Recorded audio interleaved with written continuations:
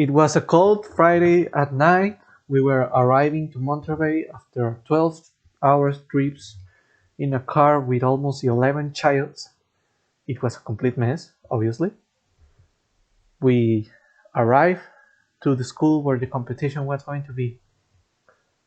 We took our things out, we got ready to ourselves, and then we went to the room where all the teams were.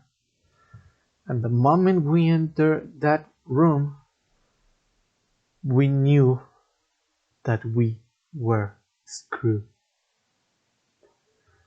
Because we were competing against persons of almost 20 years.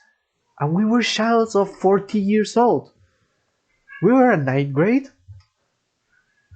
We couldn't do anything against persons with that experience, with that ability, with robots that look beautiful and work incredibly well.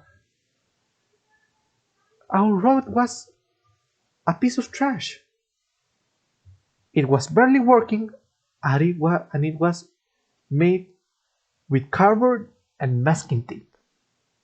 That was our robot. That was our robot. Hello, my name is Emil, and today I want to tell you some lessons that I learned from these 2 years of robotics that I had, of these robotics competitions. Because I think that these lessons that I have to show you today not only apply to robotics, to competitions, but for life in general. I think that these lessons are important for everyone and that everyone should know them.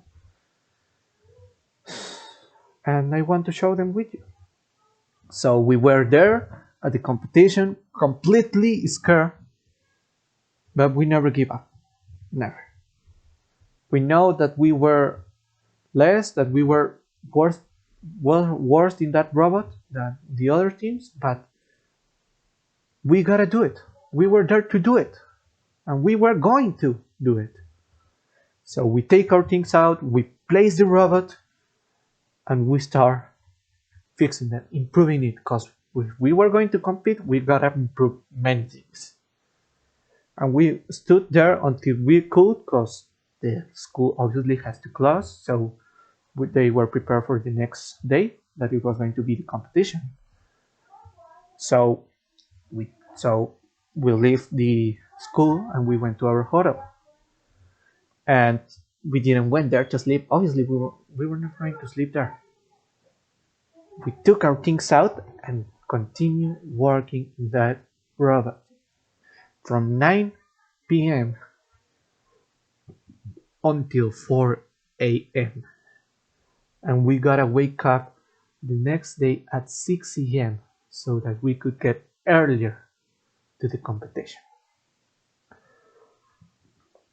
We stood working. We didn't care that we were not going to sleep. We gotta improve the robot. We gotta make our best effort so that it could work great. Well, sometimes. We make our effort and we went to sleep. It was a complete mess, but we had to sleep also. There was a partner that didn't sleep because he had to memorize all the rules. He had a book full of rules for the competition and he had to memorize it because that was his place in the team. He had to memorize the rules of the competition for if we had any problems. Here's where my first lesson gets in. Most of the persons thinks that to be successful, you gotta wait to someone to give you that special key to success. But that's not true. Not because the fact that that key doesn't exist. Not because the fact that they want to hide the key from you. No, it's not because of that. It's because the fact that there's not only one key. There's not only one key to success. To be honest, there are millions of those keys. And those keys, that keys, isn't outside. It's right there, inside of that great mind.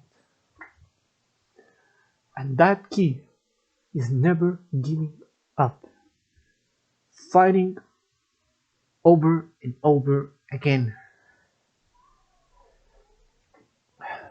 If you want to be successful, the only way that you are gonna make that is by fighting over and over again.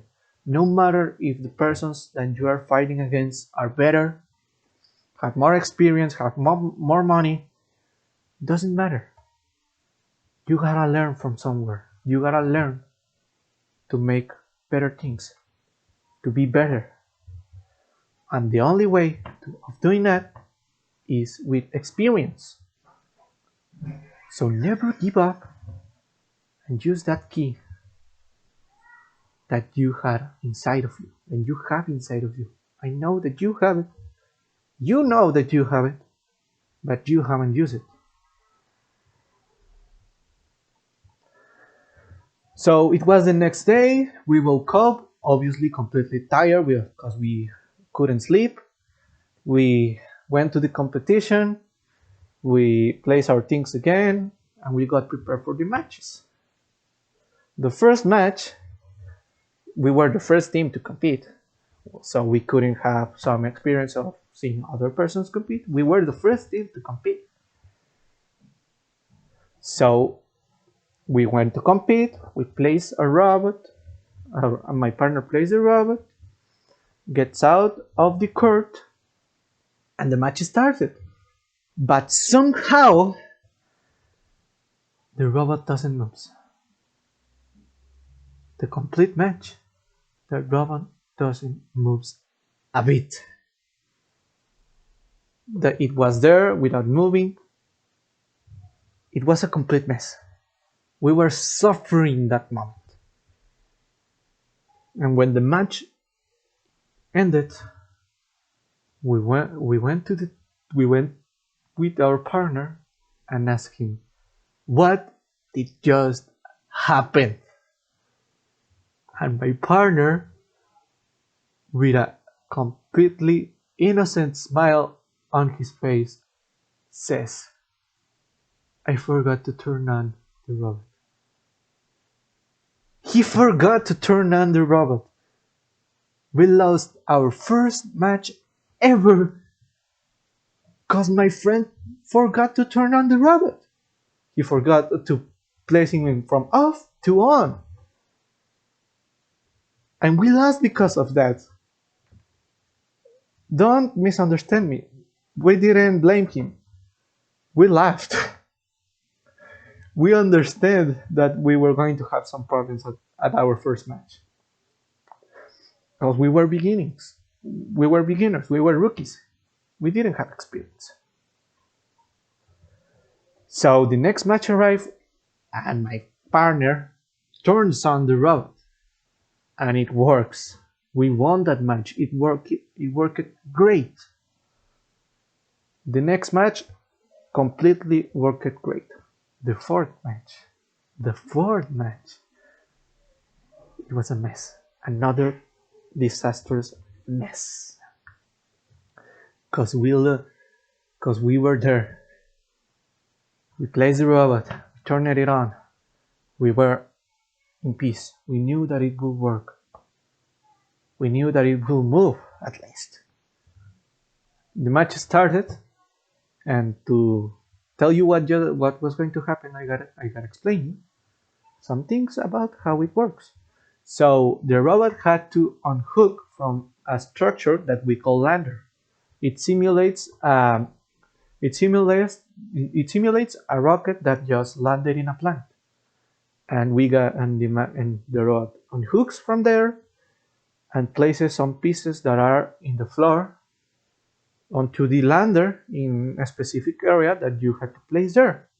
There were different kinds of pieces that had to be in different places. So our robot It starts going down to unhook, and when it touches the floor, it didn't stop moving down. The robot is still moving up